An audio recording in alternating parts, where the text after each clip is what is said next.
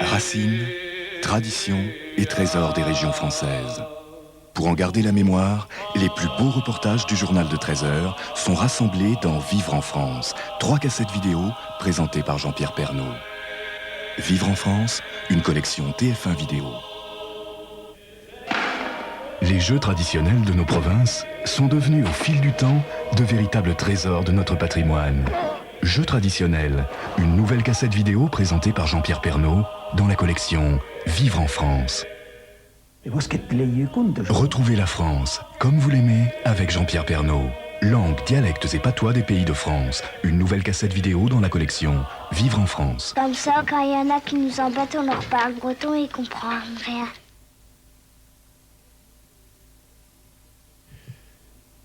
Bienvenue dans le monde des régions avec cette série Vivre en France de TF1 Vidéo. Dans cette nouvelle cassette, vous allez voir quelques-uns des plus beaux reportages du journal de 13 heures. Ce sont des paysages, des métiers, des passions, des traditions. Et pour commencer, nous allons revivre un moment historique, la dernière réunion des bigoudaines. Ces femmes sont les seules en Europe à porter tous les jours leur coiffe et leur costume traditionnel. Il y a 20 ans, elles étaient environ 3000, il en reste à peine 300. Et les voici toutes rassemblées à Pont-l'Abbé. C'était un beau dimanche du mois de juin.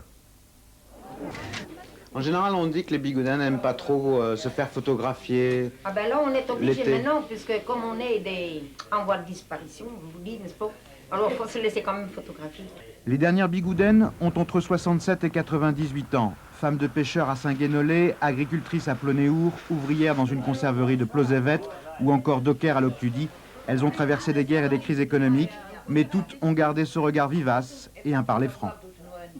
On dit que la bigoudaine est très fière, c'est vrai? Très fière. C'est vrai, c'est la race, qu'elle porte la coiffe ou pas, la bigoudaine reste fière, elle reste avec son caractère.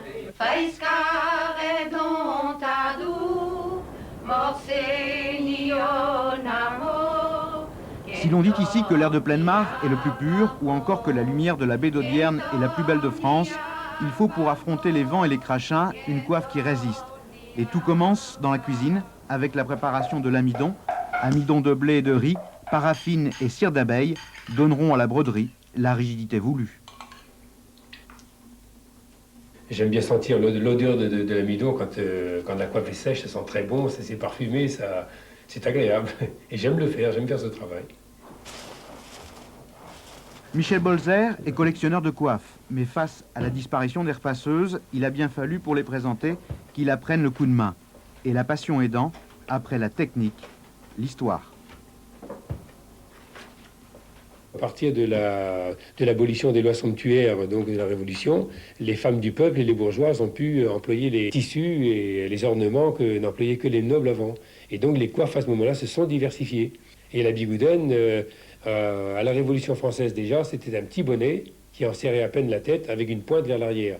Et en 1860-70, elle ne faisait plus que 3-4 cm de haut. C'était une petite chose presque ridicule.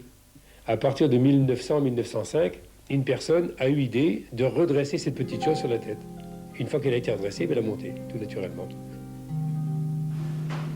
Après la Première Guerre mondiale, donc, la coiffe bigoudaine monte. Dès l'âge de 6 ans, pour la plupart, les femmes se plient au rituel. D'abord la pose du coiffe-bléau pour tenir les cheveux, viendra ensuite le peigne rond. Après la mise en place du boulouten en velours, l'on pourra fixer le fond brodé, le daléden, avant de monter la coiffe proprement dite. Celle-ci peut atteindre 40 cm et exige une trentaine d'épingles. Et si Berthe met sa coiffe en 20 minutes, d'autres ont dû renoncer à la suite de rhumatismes douloureux. Je crois qu'on peut penser que la montée de la coiffe bigoudaine est un phénomène de coquetterie féminine et puis également d'émulation par rapport à d'autres coiffes qui, au XXe siècle, devenaient très spectaculaires, en particulier la coiffe du pays de Fouesnant avec sa grande collerette et puis ses ailes déployées. Vous vous entraînez tous les jours? Tous les jours. Oui, il faut faire. Ça bien la forme. Autrement, je ne peux pas. Il faut remuer les bras d'abord. Si le mot bègue en breton signifiait autrefois la pointe de la coiffe, il a laissé en héritage le mot bigoudaine pour qualifier le couvre-chef, puis les femmes qui le portent, enfin le pays dans son ensemble. Les premières affiches de tourisme et les produits bretons ont vite repris cet objet emblématique, que veulent perpétuer les cercles celtiques et les manifestations folkloriques estivales. Mais pour beaucoup de bigoudennes, comme Maria, qui ont eu les faveurs de la presse, de la publicité ou du cinéma, il ne s'agit pas d'un déguisement, mais bien une façon quotidienne de s'habiller et donc de vivre. Je n'ai que le costume bigouden. Donc vous sortez tout le temps comme ça? Tout le temps. Ah ben oui, partout. Vous voyez, je vous dis à Paris, partout où je vais avec, hein, dans tout. Je viens de vacances, j'étais en Suisse, on était au lac de Genève, mais j'ai porté tous les jours ma coiffe. Vous n'avez jamais voulu acheter une autre tenue? Ah non, non, parce que je tiens à ma coiffe. Je la garderai tant que je pourrai. Si Maria brode ses napperons pour les vacanciers, le marché de la coiffe et du costume a diminué progressivement. Et dans l'une des dernières entreprises de Pont-l'Abbé, il a bien fallu décliner d'autres objets à la mode bigoudaine, des ornements religieux au linge de maison. Ici, vous avez les spirales. Et cet ensemble-là de plumes de pan plus les deux branches que vous avez de chaque côté, on appelle ça la tête de bélier. Les dessins de la coiffe et des costumes ont été la base de toute notre création depuis, donc ça fait une cinquantaine d'années, depuis 1936.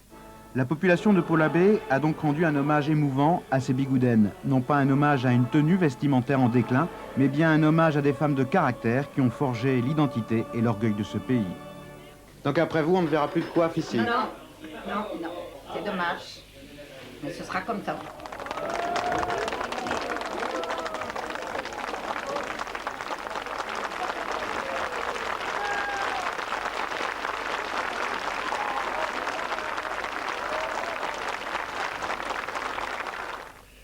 Une autre tradition très ancienne mais qui a pratiquement disparu, c'est la tradition du village d'As, dans la vallée d'Ossau, dans les Pyrénées. On y parlait une langue très particulière. En fait, on ne parlait pas, on sifflait. Et les bergers communiquaient ainsi entre les montagnes.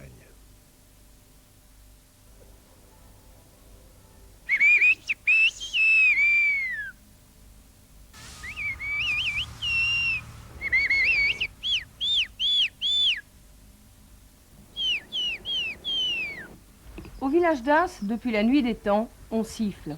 En transformant le béarnais en sifflement, les bergers avaient trouvé un moyen infaillible pour communiquer en montagne. Moi aussi, je sifflais dans le temps, mais maintenant, il y a les langues qui manquent. Je suis vieux. Anétou a 80 ans. Siffler, elle a su autrefois. Maintenant, il ne reste que les souvenirs. Il y a le coq. Nous avons le coq des champs. Mes parents, ils sifflaient. Et je connaissais mon père quand il sifflait. Le son du sifflet. Voyez, maman, elle n'était pas allée à la montagne, elle ne sifflait pas. Mais mon père, oui.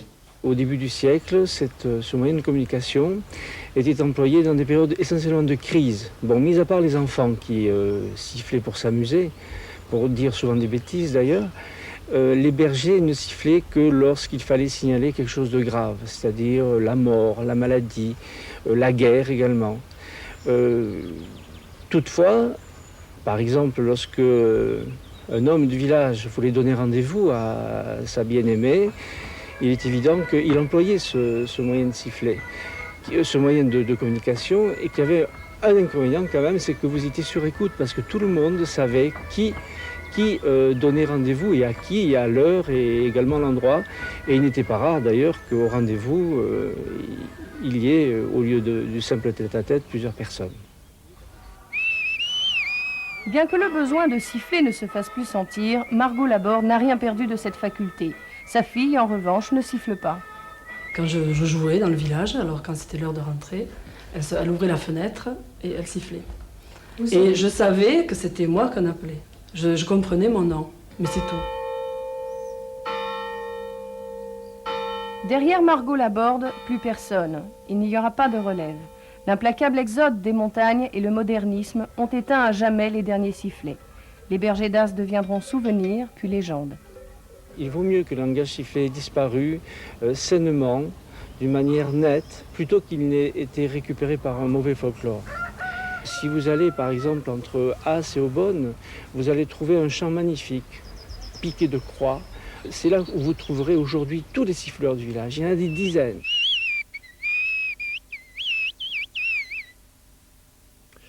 Dans les Pyrénées, en tout cas, on trouve bien d'autres musiques qui font chanter la montagne. Par exemple, celle des clochettes accrochées au cou des animaux. On les appelle les sonnailles. Elles servent à repérer les vaches ou les brebis égarées. Il ne reste qu'un seul atelier fabriquant des sonnailles, à Naï, dans les Pyrénées-Atlantiques.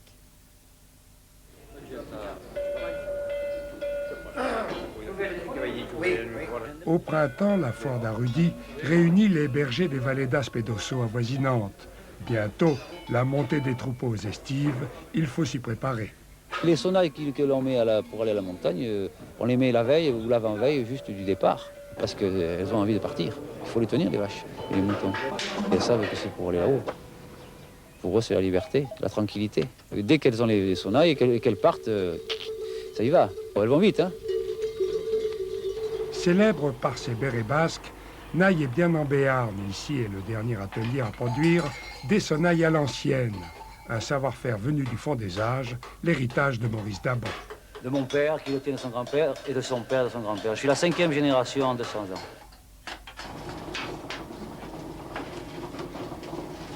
De l'argile, on en trouve ici presque à fleur de terre. Mélangée à la paille, elle servira au moulage de ce qu'on appelle les pains.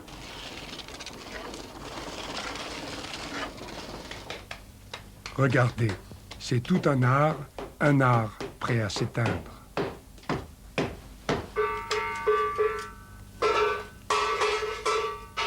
La cloche est en bronze et fondue dans un moule.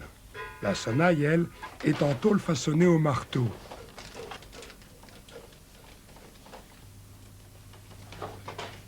Enrobée dans l'argile, comme un pâté en croûte, elle est mise au four avec des plaques de laiton, en se répandant à haute température sur toute sa surface, comme de l'encre sur un buvard.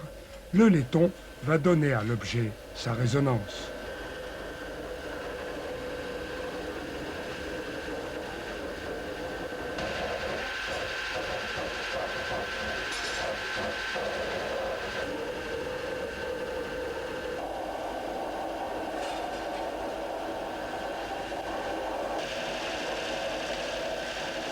Bon est le dernier à les connaître et à les accorder avant qu'elles partent. C'est la mise à son.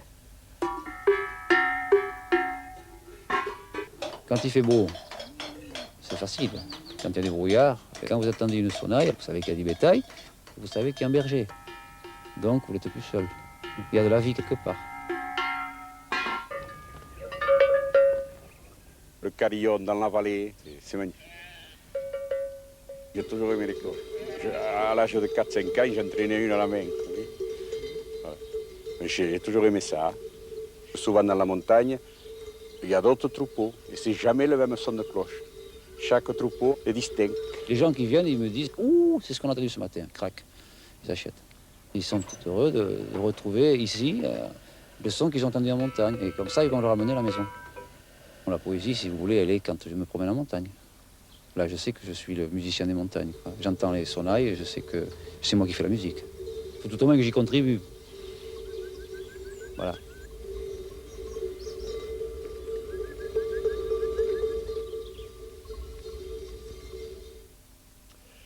D'autres animaux maintenant dans un petit village du pays de Caux qui organise chaque année sa foire aux bestiaux. Les plus belles bêtes sont primées et après le concours, on joue au domino dans un vieux café qui ressemble à un musée vivant. Lucette Aubourg entretient sa maison comme on polit des souvenirs à force de les caresser. L'hôtel des Vieux Plats appartient à sa famille depuis 1835. C'était un relais de diligence et la poussière y garde encore le parfum du temps où l'on recevait des princes et des artistes ici à la fin du 19e. Des écrivains comme Maupassant, des musiciens comme Massenet et des peintres sans le sou qui payaient en peignant sur les boiseries. Aujourd'hui, le café n'ouvre plus qu'1 ou 2 jours par semaine et se réveille vraiment une fois par an lors de la foire primée de Gonneville-la-Mallée. Il y a des personnes qui arrivent à 8h30 pour prendre un café, d'ailleurs pour se réchauffer. Ensuite viennent les joueurs de domino, les habitués. Et ça, c'est une tradition ici, les dominos, on a toujours joué? Ah oui, on a toujours joué ici, toujours joué aux dominos. Pas les cartes, voyez-vous, pas du tout. Quand il prépare les concours, Jacques Barry lui aussi semble nourrir une vieille passion.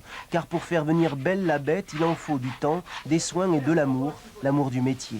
C'est un super. Il n'a pas d'os, Il a des formes, ce qu'on appelle des formes. Il a une ligne du dos magnifique. Et quand on est primé au concours, ça... On a une satisfaction personnelle, c'est la récompense du travail. C'est comme les gosses à l'école, hein. Quand ils ont un bon prix, ils sont contents. Moi, je pousse les tasses qui ne sont pas faites et je les apporte par là. La foire de Gonneville est née en 1633 sous Louis XIII.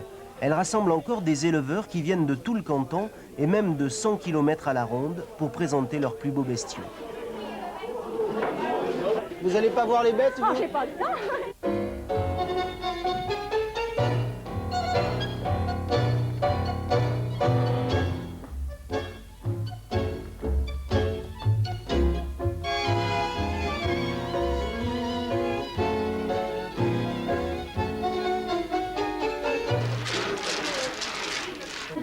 Les touilleux, c'est le nom que l'on donne aux joueurs de domino dans le pays de Caux.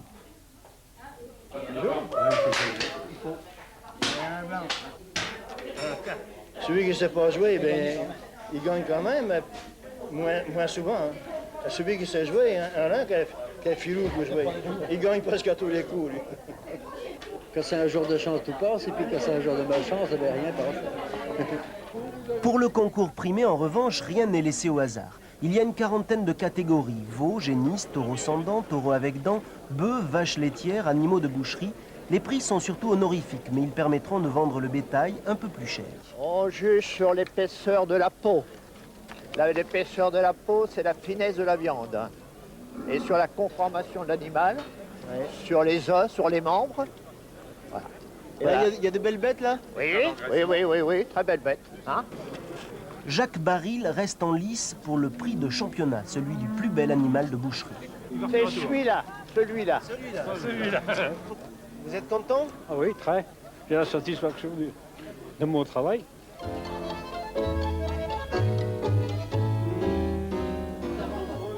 Pendant ce temps, l'hôtel des Vieux Plats s'est rempli jusque dans la cuisine.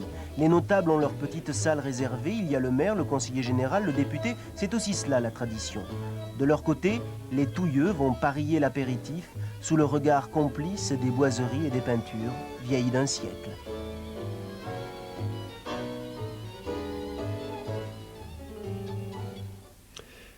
Et vieille de plusieurs siècles, la tradition des cristalleries. Elle a malheureusement beaucoup souffert de la crise, mais certaines se battent pour survivre, comme la cristallerie de Valéristal en Lorraine, qui a longtemps décoré les plus belles tables d'Europe.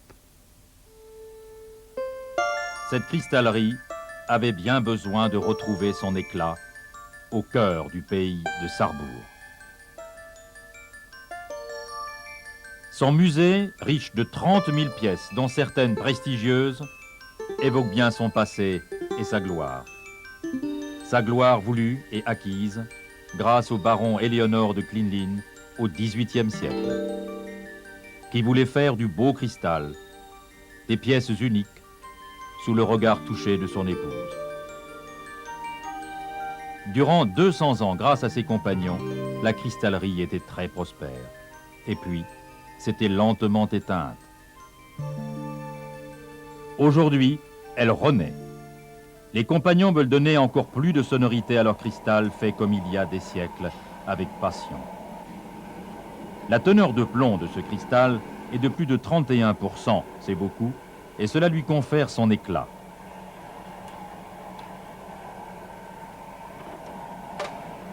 Ce four à près de 1000 degrés, cet atelier, toute l'entreprise et ce qu'on y faisait ne figurait plus guère dans les circuits de distribution malgré la renommée de Valéristal. L'entreprise vivotait, était vendue, puis rachetée, puis revendue au désespoir des ouvriers et des habitants de la région qui connaissaient l'adresse et l'amour du métier de ses compagnons.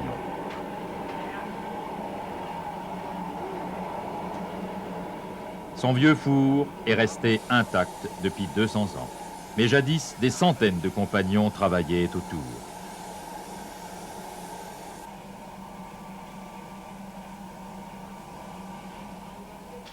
J'ai jamais quitté Valéristal, même au chômage. Même au chômage, avec l'ancien patron, je venais déjà travailler bénévolement. À ce point-là? Oui. J'ai jamais quitté une journée la cristallerie. Ce sont de vrais artistes, et cela se fait en quelques secondes, sans moule, à l'instinct et au cœur. Là, je décalote les verres.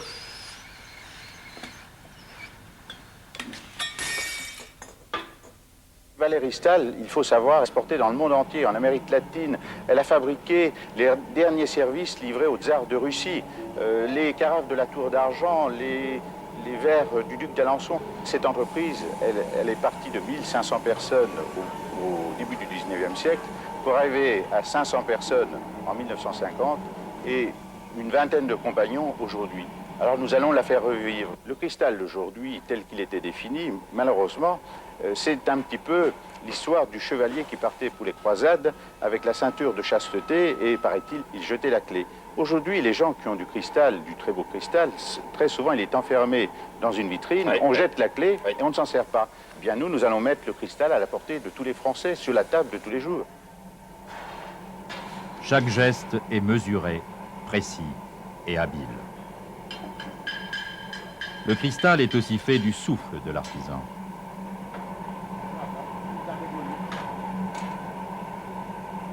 Dans cette partie de la Lorraine également en crise, on se réjouit de voir revivre une entreprise grâce à un groupe de financiers privés. Le renom de cette cristallerie au cœur des montagnes avait longtemps dépassé les frontières avant de décliner et risquer de disparaître en ayant fait de si belles choses. Mais une cristallerie peut-elle vraiment mourir ?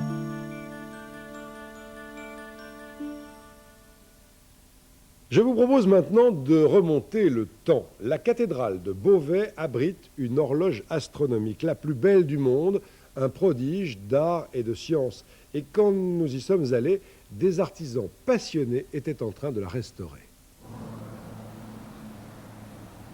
On sait d'elle qu'elle est étrangement haute, que 7 bombes durant la dernière guerre ont frappé la cathédrale de Beauvais et que la guerre a presque rasé cette belle ville.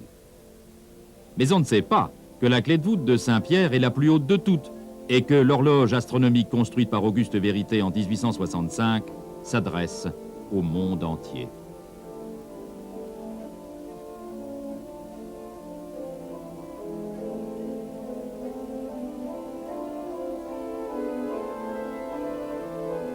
Après 120 années de fonctionnement, bien des automates n'en pouvaient plus. Et puis, en août dernier, l'horloge s'est arrêtée. Depuis 4 mois, on la restaure avec affection et grands frais afin qu'elle redevienne ainsi, comme au siècle dernier. Qu'elle montre encore le mouvement des astres, indique si joliment les marais du Mont-Saint-Michel.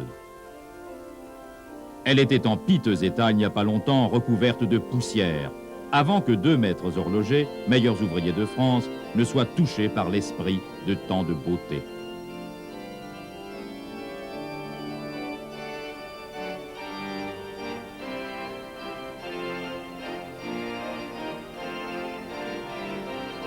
Le jugement dernier et l'oméga de la fin du monde n'altèrent en rien l'enthousiasme de M. Reverdy qui dirige les travaux. Alors c'est une, dit-on, des plus belles horloges astronomiques du monde. Ah mais je ne sais pas, dit-on, j'en suis certain. C'est la plus compliquée en tant que, disons, donnée astronomique. Elle vaut celle de Strasbourg. Mais en plus, nous avons 50 automates et je vous mets au défi de trouver quelque chose d'autre au monde. M. Reverdy et son collègue Charlet, horloger à Rouen, sont sur le point de devenir automates eux-mêmes. Ici, tous les quarts d'heure passe l'enfance, l'adolescence, l'âge adulte et la vieillesse. Il y a 52 automates et presque autant de cadrans montrant un surprenant éventail de l'astrologie. Mais avant de se lancer dans une telle aventure, les 2 horlogers ont quand même hésité un peu. Quand vous arrivez, que vous voyez un mécanisme aussi complexe, avec des tringles dans tous les sens, vous ne savez pas ce que ça veut dire. Mécanisme cassé aussi. Mais non, mais c'était pas la casse qui nous faisait peur, c'était la complexité. Mais à l'instant où on l'a démonté, chaque mécanisme, on les a défaits les uns après les autres, maintenant on les connaît. Et on se sent à l'aise. Mais quand vous arrivez devant une chose comme ça la première fois, eh bien je vous assure, vous n'êtes pas fiers.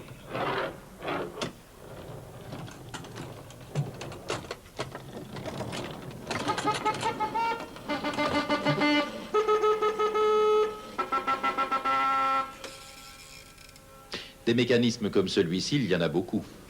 Il y en a 15 au rez-de-chaussée, 5 au premier étage.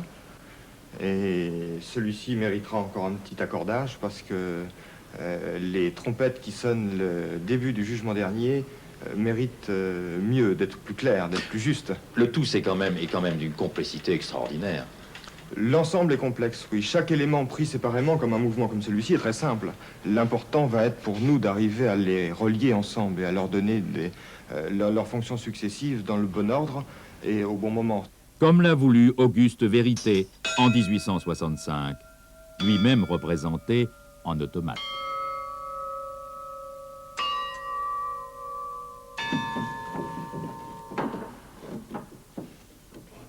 Plus un automate ne marchait, la pendule bloquée à 10 heures, terminée. Et plus d'horloge, plus de cathédrale. Plus de cathédrale, puisque c'est l'horloge qui est la seule source de financement pour arriver à faire cette ouverture 365 jours par an. Il y a 90 000 pièces en tout. Or, le constructeur de tout ça n'a pas laissé de plan. Mais l'œuvre est si imposante qu'1 million de francs a été débloqué et que tous y sont mis, avec élégance, amour, comme autour d'un écrin animé.